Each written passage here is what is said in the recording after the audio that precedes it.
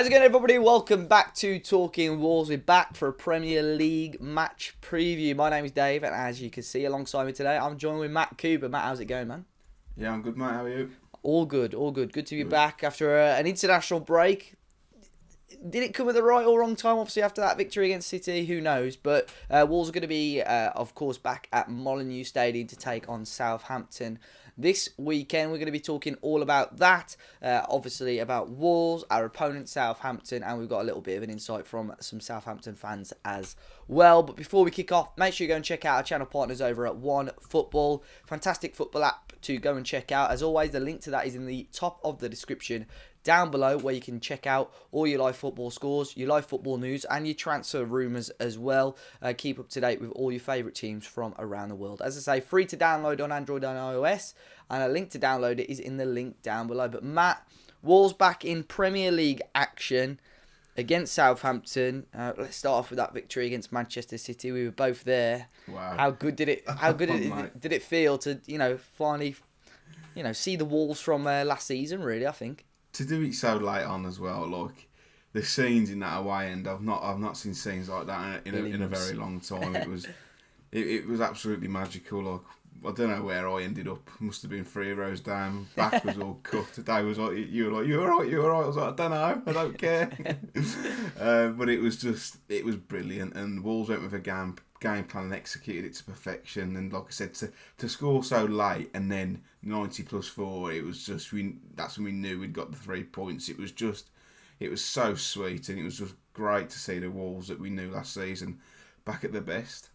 Yeah, and it's a strange one because obviously Adama Traore has received all the plaudits for that game, and I'm thinking we may talk about him a little bit later in the video. I think a lot of fans are hoping that's going to be sort of a catapult for him to just take this form into the rest of the season. Although he has been already fantastic so far this season, and possibly the player of the season for most fans.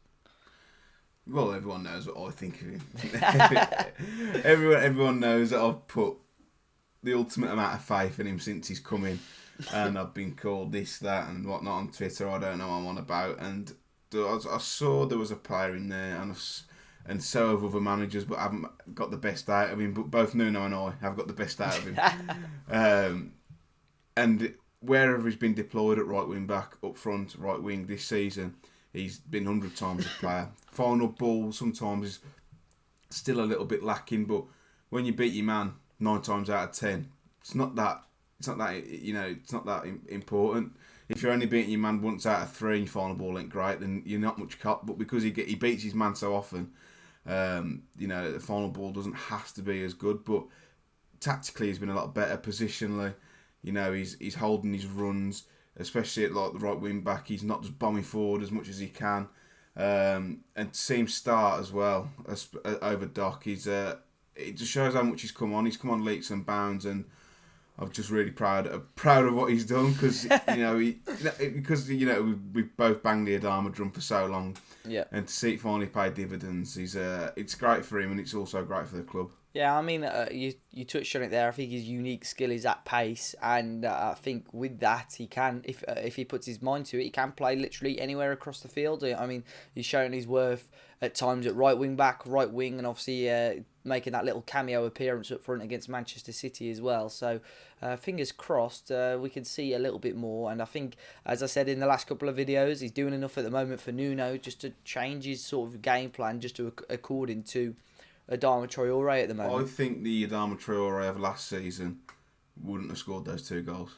No, I genuinely don't think the composure agaast a team such as Manchester City to took those 2 away was very, very good. Jimenez has said this week, like last season, he was getting frustrated. We were getting frustrated, essentially, with him. Yeah. And it wasn't working for him. But he said this season he's been revelation. But we did say once he'd had that first pre-season under his belt, because you've got to remember he came in at Wolves on the last couple of days of the transfer window with a dislocated shoulder, so he didn't have a pre-season, so he's already playing catch-up. So now he's got that pre-season under his belt, and obviously they'll go through tactics and shape a lot more in pre-season than they will in the week when they've got games game by game basis. It's really paid dividends for him, and he looks a top player. Well, yeah, I mean, in that game against Manchester City alone, he already doubled his previous his goal scoring record for Villa, Middlesbrough and Wolves combined in the Premier League. 72 matches, scoring just the one goal, and that was, of course, the Wolves against West Ham last season. So you could see the relief on his face when he scored. Oh, yeah. Well, So, not yeah. like the pure like Passion. anger Yeah. and passion to Yeah. be like, I'm here, like this is me. Obviously, I was fanatical in the stands. Like, I'd never do it. But yeah, it's brilliant to see it, and a great performance. And kudos to Jimenez as well for putting Otamendi on his backside for the first. That was naughty. Well, we'll move on now from the Adama loving, but Wolves, of course, we've had that international break. Sounds like we've gone through sort of injuryless. A couple of players obviously pulled out. Romain Saiss, who picked up an injury against Manchester City, he was rested. Morgan Gibbs-White pulled out of the England under-21s. But you have players like Patrick Catrone out on international duty. Leander Dendoncker did go with Belgium, but was reportedly ill, so he didn't play any of the games. And then the Portugal boys all had their fair share of minutes as well, despite it not being the most ideal international break for Portugal. But Matt, it sounds like Wolves have still got a fresh bill of health for the team, and it sounds like a positive international break for the club. Yeah, I mean, it'd be interesting to see how Jota is for the game. Of course, yeah. I think they did say they were going to judge him over this break. I think Nuno given the boys 4 or 5 days rest. I've seen Jimenez pictured in various different places around the UK of his missus and his new dog. So it'd be, especially for people like him, to have that 4 or 5 day rest. Hopefully come back firing on nearly all the cylinders again. Yeah. But yeah, clean bill of health. It's exactly what you want coming back from an international break. But yeah, I just want to see how Jota is, really. Yeah. There's no point risking him back for a game against Southampton where, touchwood, we should have enough without risking him. You'd hope anyway at home. Yeah.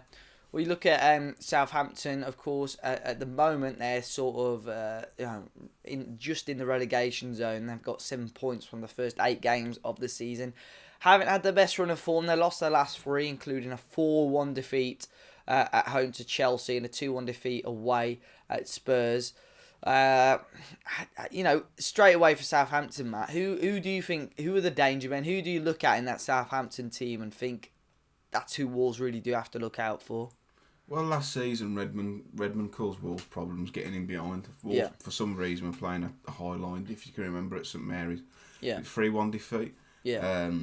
Played a high line, and Redmond got in behind on more than one occasion. Bolly and Saiss and Cody had a bit of a stinker. I think it was those 3 who played, or yeah, it may have been those 3. But yeah, for me, it's Redmond. I like Ward-Prowse, especially his set piece deliveries there, very good. Yeah. But we should have enough to bypass how they play. Obviously, Hassan Tutel came in and he had that new manager bounce. They were picking up points left, right, and centre. But I think now that kind of novelty's worn off.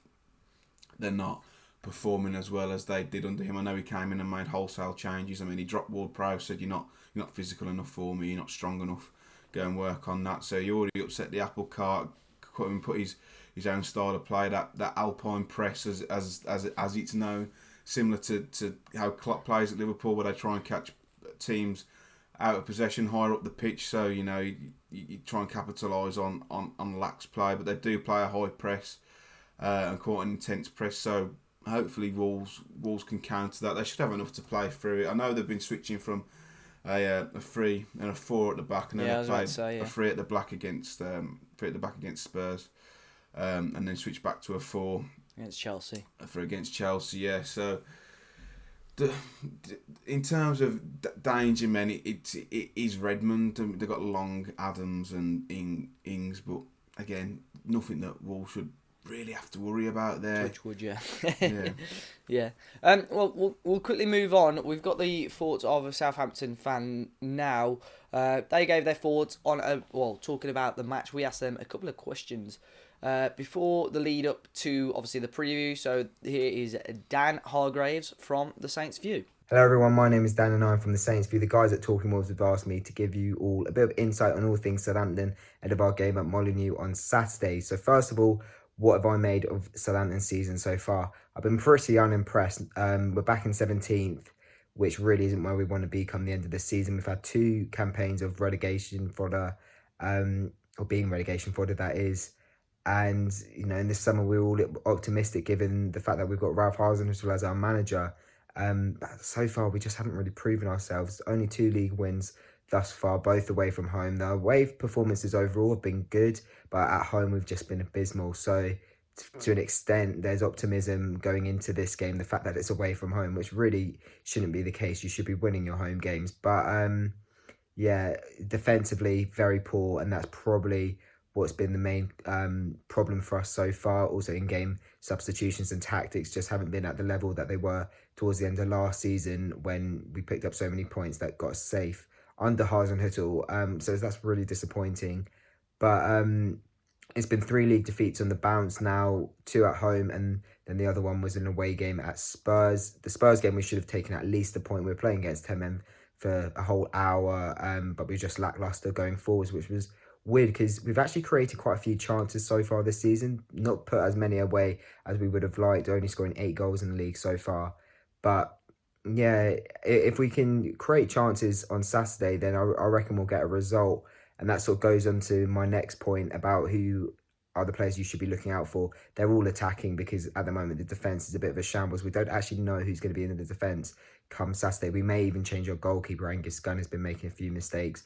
But Danny Ings, definitely the top man you should be looking out for since his massive performance, probably his best in a Southampton shirt in the derby against Portsmouth, scoring a brace. He's been fantastic for us, getting a couple of goals in the league since then as well. So he's the man in form. Unfortunately, it hasn't worked out for Shea Adams yet, but, ex-Birmingham player, he might come off the bench and finally get his first Saints goal. Who knows? Talking about Birmingham, also Nathan Redmond, he will definitely start. You should watch out for him. I know you guys know all about him, given his brace back at St Mary's back in April, so do watch out for him. Sofiane Boufal, if he starts, can be a real handful if it's his day. Most skillful player I've ever seen in the Saints shirt. So as you can tell, they're all attacking players, so look out for them. And then a score prediction. I've been thinking about this all week. Some days I'm going for a loss, some days I'm going optimistic for a win. I'm going to go for a 1-1 draw. I think it's going to be a very tight game. I do think we'll show up. And if either team wins it, I think it'll be by the single goal. So obviously, may the best team win. Hope you guys enjoy the game. Unfortunately, I won't be at Molineux on Saturday, but hopefully Saints can bring home all 3 points. See you soon. I'm sure the guys will put my link in the description. So if you could go check out our channel, that'd be much appreciated. See you soon, guys. So cheers, Dan, for those thoughts. As always, I'll leave his links down in the description. Matt, we'll talk about the Wolves lineup now. You alluded to it. We talked about it a little bit earlier on. Wolves switching slightly to a few different formations. 3-4-3, 3-5-2. Obviously, with the 3-5-2 against Manchester City, which we won with. But do you think at home against a team like Southampton, maybe Wolves should switch to a 3-4-3 again, just to maybe include Doc and Adama in the team? Yeah? Yeah, just get him in. Yeah. I think so, yeah. I don't really see the need for us to play a 3-5-2 against Southampton at home.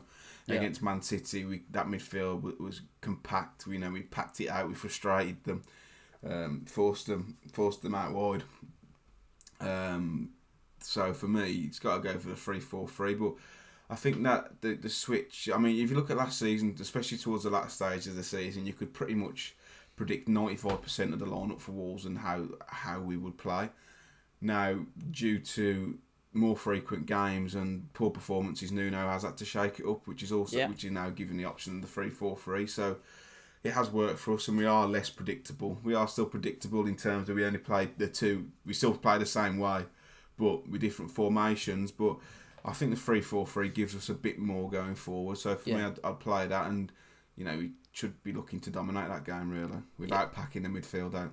Yeah, I agree, and I think I suppose it does depend a little bit with what Southampton go with, but I think Wolves, as you said, should have enough quality, and I think the 3-4-3 is I just think it will allow us to push that a little bit more. I think the 3-5-2 allowed us obviously to pack the midfield, make it a little bit more frustrating for Manchester City. So, and I think it's great that we've got the two options now. I think Nuno was quite stubborn with his choices over the last 2 seasons, but I think it's clear now, and I think he's sort of realised it. Depending on the game, depending on the situation regarding players, I think we've got those two options now. But in terms of team lineup, Matt, I'd assume we're both going to go with Rui Patricio in goal. Yeah, been brilliant this season. Yeah, some other great saves against Manchester City as well. Back three, of course, we're going to say Willy Bolly and Connor Cody are going to be walking in there. Romain Saiss, if fit, if not Ryan Bennett. Yeah, I think that's fair. I think although Bennett's been poor, Vallejo's been poorer. So Saiss slots in there for me. Failing that, it will be Bennett. But Bennett came on against City and did well. Really well. So yep, I agree. Maybe he may go with Bennett. There's no one for Southampton you look at and think big aerial threat, need to combat that. So for me, Saiss slips in there, and then we we better on the ball, start attacks better and quickly, more with Saiss. Yeah. Wing backs. Say we're going with a 3-4-3. You're going to be picking Johnny and Doc, I'd assume. Yeah, I wouldn't be surprised if he played Vinagre. I wouldn't be surprised at all. But for me, I'd pick Johnny. Obviously, Vinagre played Against City, yeah. Yeah, so yeah, I wouldn't be surprised if Vinagre came in. But for me, it'd be Johnny and Doc. And your middle two of Dendoncker and Moutinho? Yeah, I don't know, because Neves was really good against City defensively. Yeah. They won it back for the first goal, nicked it away. It could be any of the three, but I think you need, if you're playing a two, then Donker has to be in there just for that added bit of steel. That presence. And you can't drop Moutinho, so you have to be Dendoncker and Moutinho, which is harsh on Neves, but he falls foul to the midfield three going to a two. Yeah, and then again, I'd assume you've got your old Adama at right wing, Jimenez up top, and Jota if fit, if not Neto at left wing. Yeah, exactly that. We haven't really got many more options. Yeah, so, I think it will. I would like to see at some point, maybe Vinagre having a go at that left wing position. I think that would suit him very well. I mean, when he played at Monaco, he played more advanced anyway. Yeah. So I think defensively he's found a little bit wanting, but we know how good he is going forward. So I think that could work. Not? Why not? Give it a go, Nuno. Before we finish off, then Matt, a score prediction from you. I'm gonna go the same as last season at home. I'm gonna go 2-0. I might echo that. I reckon we're going to back us to get a fourth clean sheet in a row, I think, and a fourth victory. 2-0 victory to the Wolves. Looking forward to it. Hopefully, guys, you can let us know your thoughts in the comment section down below. I won't be on review duty this weekend, but Matt is going to be taking up that duty as well. So be sure to check out our match review straight after the game. Be sure to hit the like button if you're new. Subscribe to the channel for more as well. And until next time, guys, enjoy the rest of your weekend. Fingers crossed Wolves get another 3 points after the international break. And we'll see you all very, very soon.